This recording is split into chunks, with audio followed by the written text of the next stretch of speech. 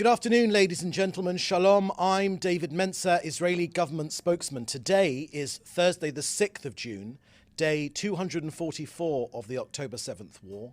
Tomorrow marks 8 months since the Hamas army of terror invaded our borders. Israel's conditions for ending the war have not changed.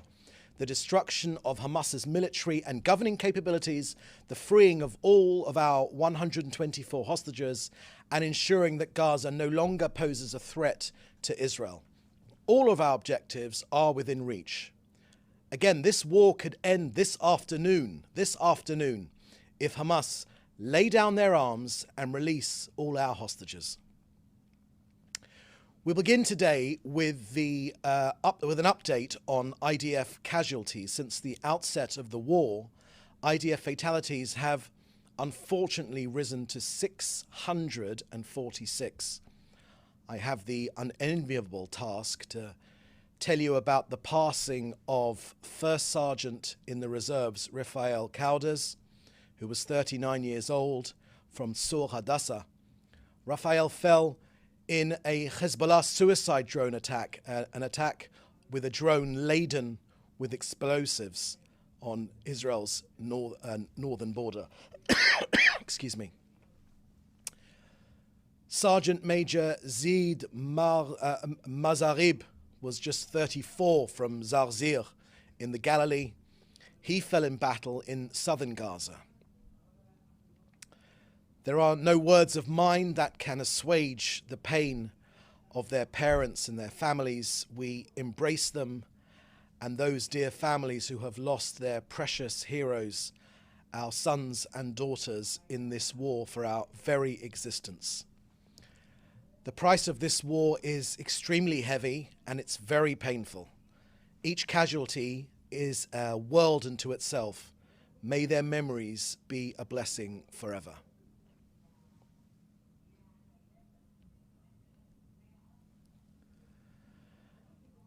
As I mentioned, today is June 6th, the 80th anniversary of D-Day, when Allied troops landed on the beaches of Normandy in France to begin the liberation of Europe from Nazi tyranny during World War II.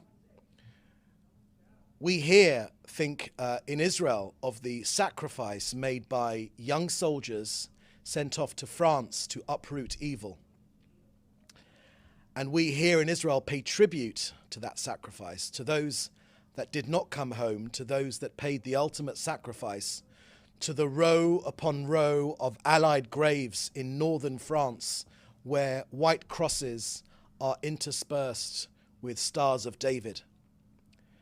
To the youth of the fallen soldiers, we pay tribute. The similarities are not lost on us here today. In Gaza, we also uproot the tyranny of an evil enemy. Just as the Allies were determined, we too are determined. This is our mission. We are steadfast. We will not waver. We too are fighting for our freedom. We too are expecting all reasonable, civilized people in the world to unite against a sick, murderous ideology that brainwashes children at a young age and turns people into monsters who are capable of inhumane crimes. We too are liberating Gaza from Hamas, and we too will win. Now an operational update from Gaza.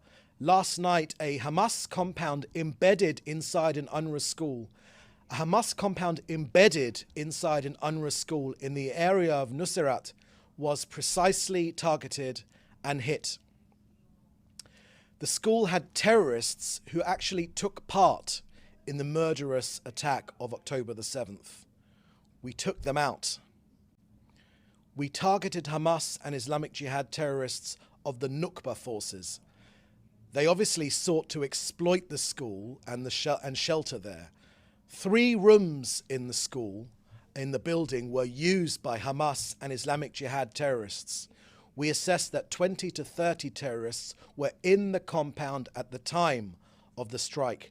We targeted with precision strikes on the specific classrooms. What we know, of course, we know that the terrorists were, what they were doing inside a UN school, they were hiding. The compound was used for staging attacks and as a forward operating base. Our strike was based on intelligence and used precise munitions, using surveillance and intelligence.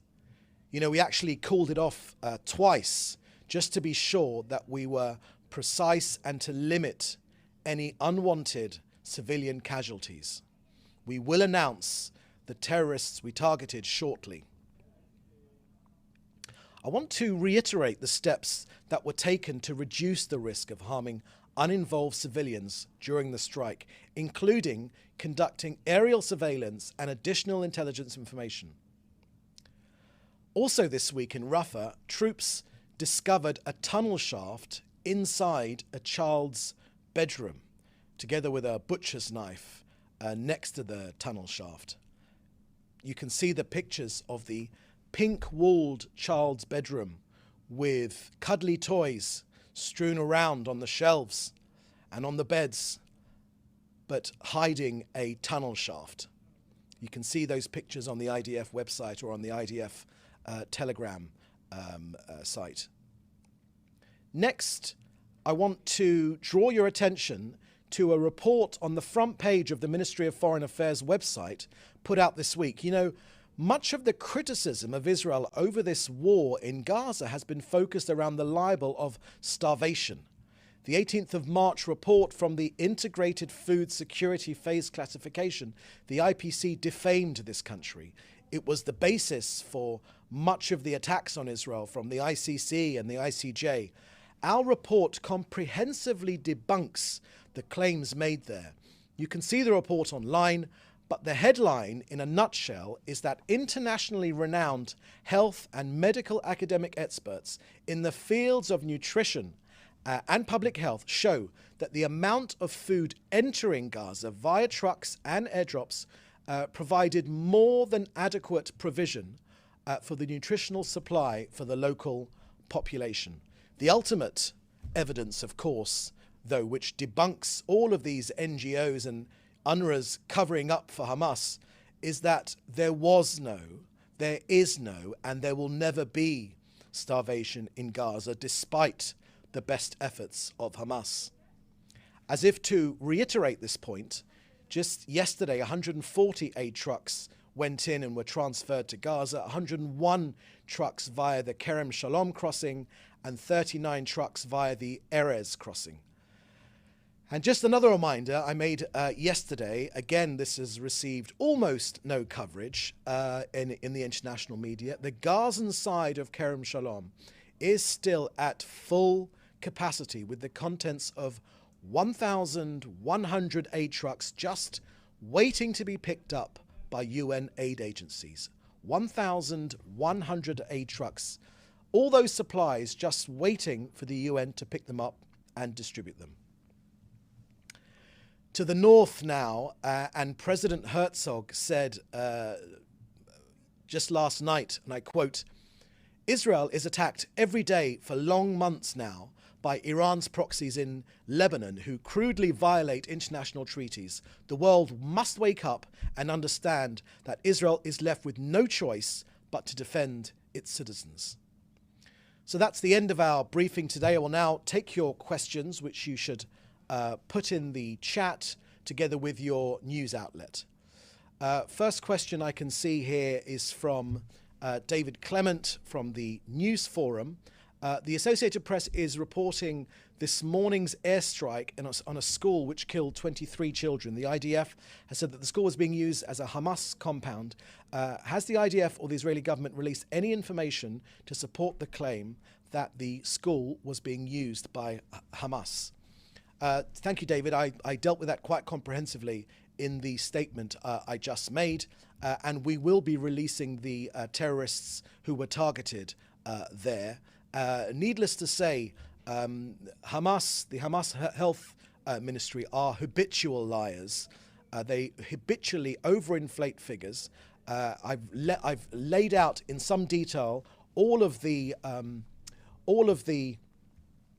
steps that Israel took to prevent any harm to civilians. These were targeted strikes in 3 individual rooms in this United Nations school. We are investigating the issue and will come out with the results of our investigation very, very shortly. Next question from Joel Pollack at Breitbart News. If Hamas agrees to the terms proposed by the Biden administration for a hostage deal, will Israel accept the terms, or will there have to be additional details as suggested by the Prime Minister? If so, would there be a deal at all? Thank you very much for that question, Joel. As we have made clear, our 3 objectives in this war are consistent with the terms we wish to end this war with. And that is, of course, to destroy Hamas's military and governing capabilities, to ensure that Gaza can never again pose a threat to this country, and to get our 124 stolen people back home to Israel.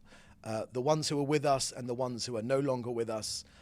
All of our efforts are going towards those 3 objectives. Of course, if any of those 3 objectives, for instance, leaving Hamas in power, remain, well, that is simply a non-starter. We've made that very, very clear, and I think for that there is backing across this country. Next question from Fabiana Magri from La Stampa in Italy. Any political, not military, comment about the disputed raid on the UNRWA school in Gaza? Thanks. Thank you, Fabiana, for that question. I've made a comprehensive statement about the issue of that school which was targeted. We know that we targeted 20 to 30 terrorists that were actually engaged in the October 7th massacre, both from Hamas and Islamic Jihad. We tried very, very hard to limit any civilian casualties, including calling off the strike a number of times. The IDF is analysing any further civilian casualties, which we hope there were not, and we made very, very sure, we tried our hardest to ensure that there are not civilian casualties. Ultimately, I will say this from the Prime Minister's office, any casualties of civilians within Gaza are of course tragic, but they are solely the responsibility, the blame lies foursquare at the feet of Hamas. Hamas started this war, they perpetuate this war. It's the reason this war carries on is because they refuse to bring back our hostages, they refuse to lay down their arms, but we are working hard to ensure that we eliminate the last vestiges of Hamas within Gaza. Next question from Jim Williams at Zenga News Service. This week, the World Central Kitchen conducted a press briefing, and since they returned to Gaza on April 29th with COGAT's assistance, they have distributed nearly 7 million meals. They are surpassing their target by serving over 250,000 meals daily to Gazan citizens through their 70 kitchens, along with providing food boxes. The question arises, if WCK can collaborate with COGAT so effectively, why can't the UN identify other groups to take over the role of UNRWA? That's an excellent question, Jim. That's the question which we are urging an answer to every single day. We know that, for one thing, the reason why we worked with WCK is that UNRWA and other parts of the UN are hopelessly inefficient. They've done a terrible job, a much worse job than any other aid scenario anywhere else in the world, and it's Gazans which suffer. But we've tried to work around UNRWA by literally flooding the area with food, and that's shown. So all of these doomsday scenarios of famine in Gaza, they have all shown, every single one of them has been shown to be false. Of course, it's unlikely that any news media will report that, but those are the facts. And as we like to say here in the Prime Minister's office, the facts don't lie. We know that more than 600,000 tons of aid have gone in. More than 30,000 trucks have gone in, enough food for all the people in Gaza. This report, which I have pointed you to, highlighted on the front page of the Ministry of Foreign Affairs website, which came out 3 days ago on the 3rd of June, outlines and debunks that libel, that trope that we were in some medieval way starving, all those famine stories. They are all comprehensively been debunked now, and we hope that that will put rest until the next libel comes out, which invariably it will. Next question from Benjamin Brown from CNN. Can you confirm that Zaid Mazarib died in a Hamas infiltration attempt into Israel earlier this morning? Thank you for that question, Benjamin. The sad death of Zaid Mazarib was announced just before we came on air for this briefing, literally minutes before. So I haven't got any information on the way which that poor soldier lost his life defending this country. All I can tell you that it was in the south of Gaza, but I'm sure that further information will come out shortly. As I mentioned, that information came out just as we came in on air, and I wanted to be sure to we wanted to be sure to include it in the briefing today. All of our soldiers that have paid this ultimate sacrifice, this ultimate sacrifice of laying down their lives for this country, for their fellow countrymen, Jews and Arabs and Druze and Christians, which fight together in the IDF, all of them that have been injured, take a trip to an Israeli rehabilitation hospital and see the soldiers that have lost limbs in this war, and how they almost to a person say the same thing, that they want to get prosthetic limbs and go back and join their units and support their comrades in arms to defend this country. We are extremely proud of our armed forces. They've done the impossible. They've done a phenomenal thing. They've uprooted, they destroyed 20 battalions of Hamas in Gaza out of the 24. We're going for the rest of them. They've achieved feats which are literally unmatched in modern urban warfare. We know that the casualty rate is down to 1-to-1, which is a phenomenally low. The UN average is, of course, 1 to 9.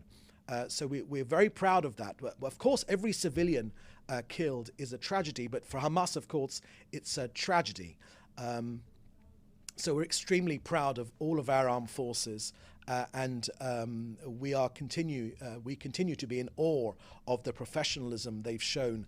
Many of the naysayers and the doomsayers told us on October the 8th that we couldn't defeat Hamas, that their tunnel network was impossible to destroy, that we would lose thousands and thousands and thousands of troops. Of course, 646 is a horrendously high number from October the 7th until today, but it is a remarkably low number that's of no recompense, of course, of little relief to the poor families of soldiers that have lost their loved ones and those soldiers that have made the ultimate price. But our soldiers, with professionalism and also using learnings from this war, they've learnt extremely quickly how to firstly fight Hamas in this dense urban area, to fight in tunnels as well, and of course to limit civilian casualties. Certainly from the start of the war until now, we've learnt a lot from these lessons. They've been difficult lessons to learn, but our IDF have performed exceedingly well, and all of us here are absolutely proud of our soldiers and the remarkable work which they continue to do day in, day out. Next question from Mark Anderson from AFP. Can you confirm the number of people who were wounded yesterday in the Hezbollah drone strike on Khufeish, and how many of them are Israeli soldiers? Thank you for that question, Mark. I've only seen media reports of 9 people being wounded. Can I ask you, can I put you through to the IDF, who will be, those are from media reports, as I said, but can I put you through to the IDF, who will be able to answer that question more comprehensively? Next question from Henrietta Charkar from UNRWA. Sorry, excuse me, Henrietta, you're from Reuters, of course, not UNRWA.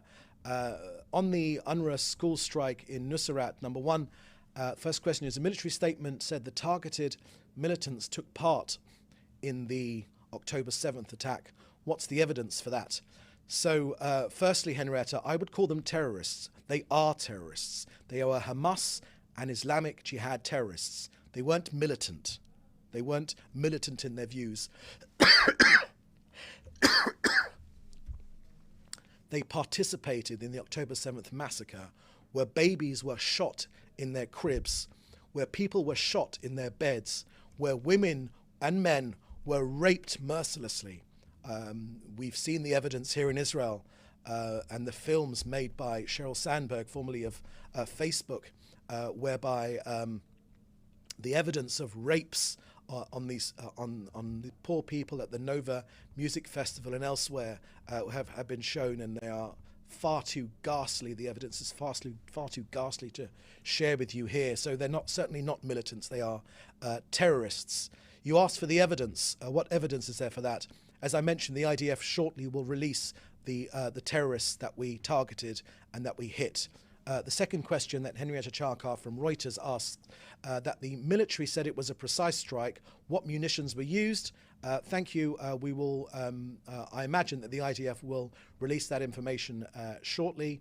I haven't got the information for you. That's probably the IDF will be able to answer that question.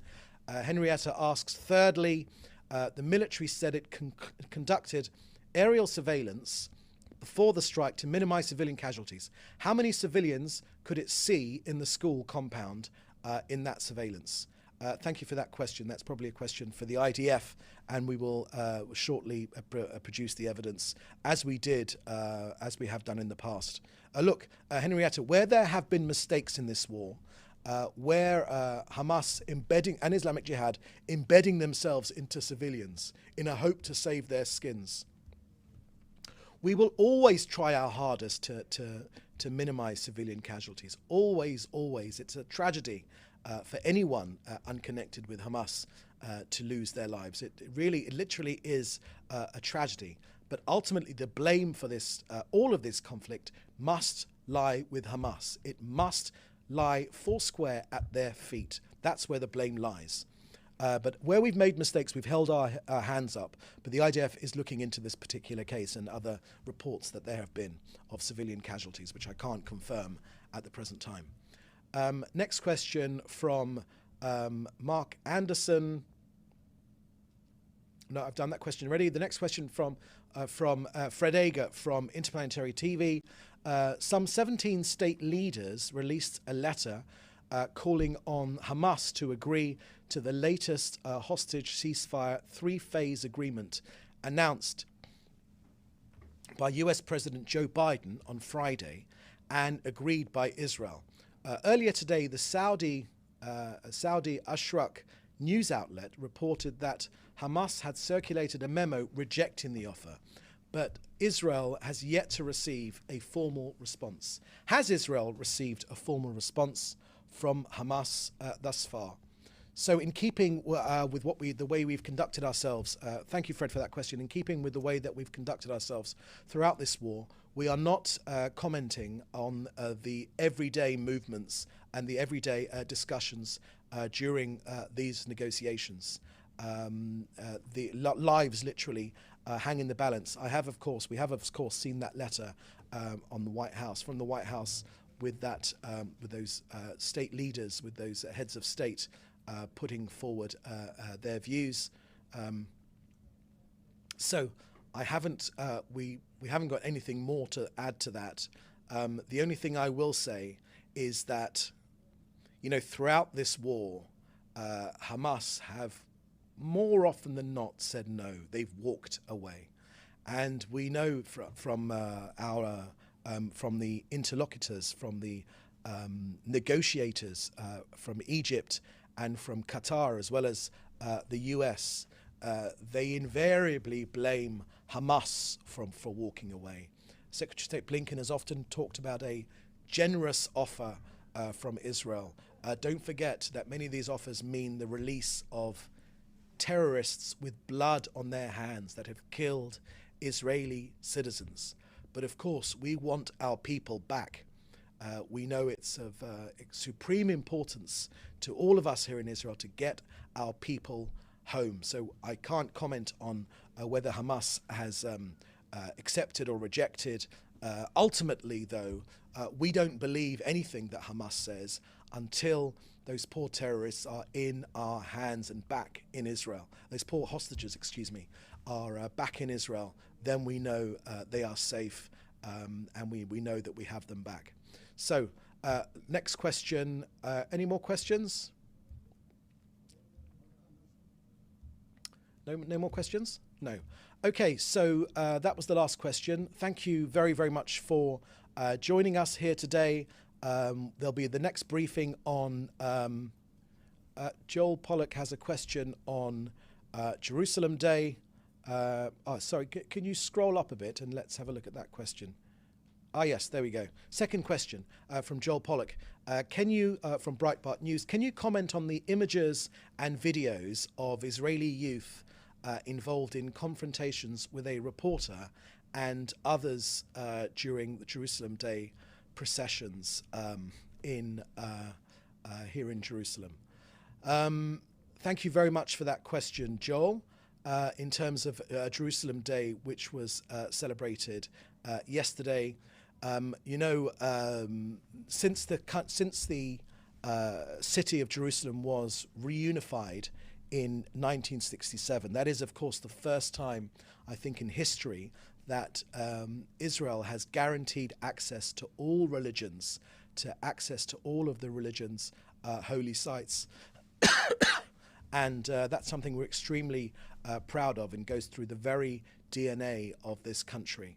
I think the overwhelming majority of people that visited Jerusalem yesterday and celebrated the reunification of this city, Jerusalem is, of course, right at the very essence of our hearts. The famous words of the Israeli military in 1967 of Har HaBayit B'Yadeinu, which means the Temple Mount is in our hands. They are indelibly linked in every Israeli's minds. We know the special thing that it is to have access to the very heart. Jerusalem has been the capital of the Jewish people for thousands of years, of course, even before, when London, for instance, was still a bend in the River Thames, or a swamp on the side of the River Thames. So Jerusalem has been the capital of Israel for I think at least 3,000 years. King David established it. King Solomon built the temple there, and it's the very essence of our people. So there is much to celebrate. Where there have been unfortunate cases of boisterous young people who have acted in an incorrect way, the police did take care of these things, and they did make the appropriate arrests, which is the right thing to do. Of course, it is wrong that anyone should be attacked, certainly in the holy city of Jerusalem, of importance to so many people all around the world. But I would say that the police took care of these things, and ultimately the fact that none of this should overshadow the fact that Jerusalem, the eternal capital of the Jewish people and of Israel, where all of our government offices and the Prime Minister's office and all the government offices of this country are based, is reunited with free access to all religions. Good. I think that is the last question. So with that, I want to thank you for joining us here today. Please do stay safe, and we'll let you know when the next briefing is, most likely on Monday. Thank you very much.